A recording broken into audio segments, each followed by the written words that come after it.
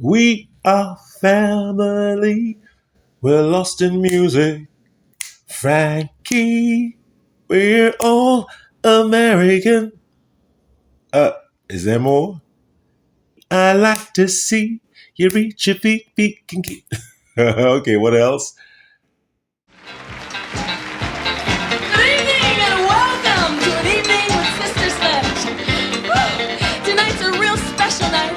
Right now we're going to share with you our very first gold record. He's the greatest dancer. He's the greatest dancer that I've ever seen.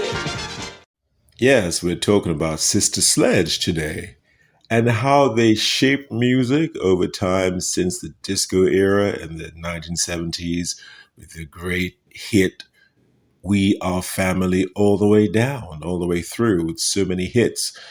And I did a little bit of that when we started this video, right? To give you a taste of some of the music that they did over the years. So, Sister Sledge, there's Joni, Debbie, Kathy, and Kim.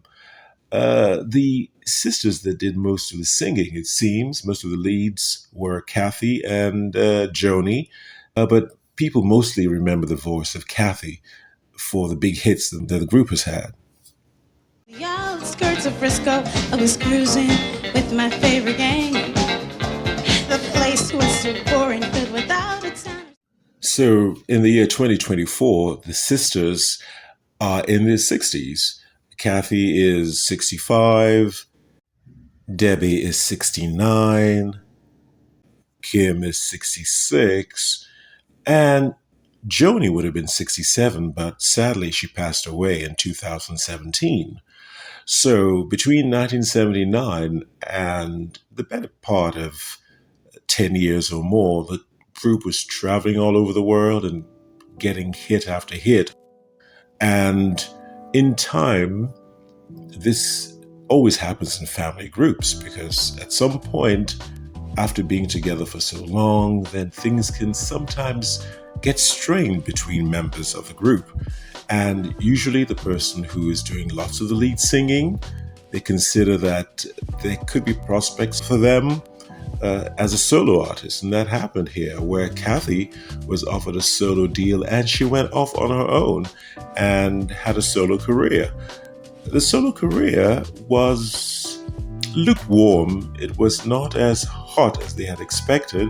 And at that point, the Sister Sledge were operating as a trio, which is Joni, Kim, and Debbie. So they traveled the world and they represented Sister Sledge at that time.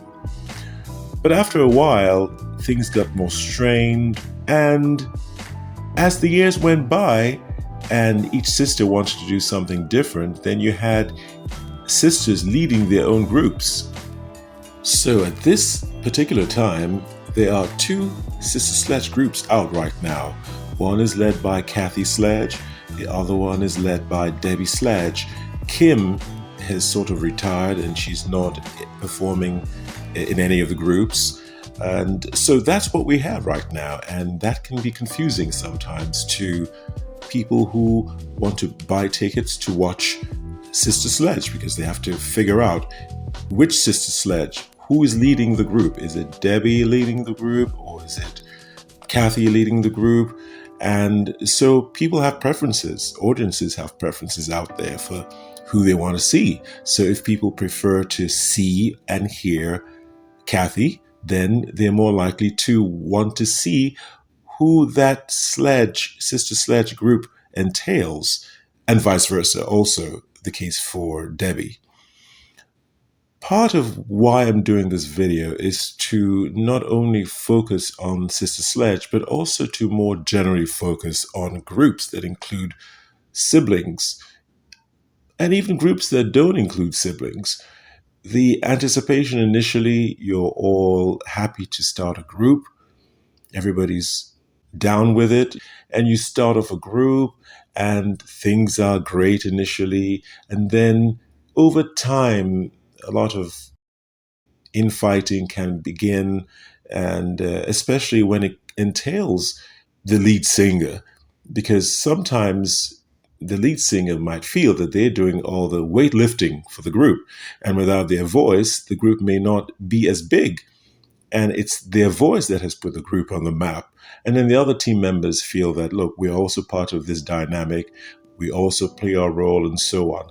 So it's quite interesting when you look at development, the life cycle of groups, how they start off happy and then the infighting begins. People are told they could be solo and things degenerate. And then life happens. You know, the individual members might get married and start to have different aspirations. They want to move in different directions. And just with the passage of time, these kinds of things can occur.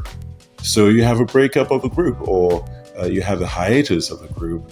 But what tends to happen even when there are differences that have caused group members to have tension for a while, usually as they age, as time passes and they get into their 50s and 60s, they realize, wow, you know, we could do this again. So that kind of feeling lets groups put their differences aside because, you know, just the age, as you get older, you don't have that much time left.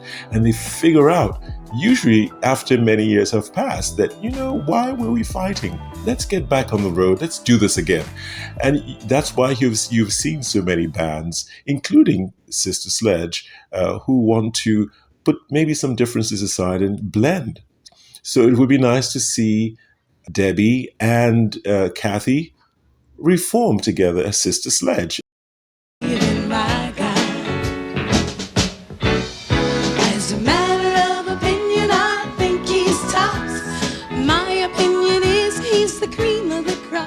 I would say that groups should find a way to work things out, work their differences out, should find ways to accommodate, find ways to compromise so that everybody gets heard and everybody's happy to be in the group. And everybody has a safe space to contribute their talents, whatever it is, even if it's not the lead singing role, but they bring together different parts. Some people might be better dancers, some might be better writers of music.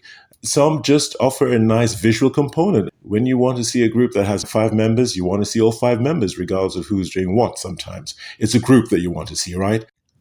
In closing, it's nice to see bands like Sister Sledge and some of the other old school artists out there that were around in the 90s, 80s, or whatever, that even broke up, that are back together again and blending their music once again. That's what it's all about, I think. You know, do the music. It's all about the music.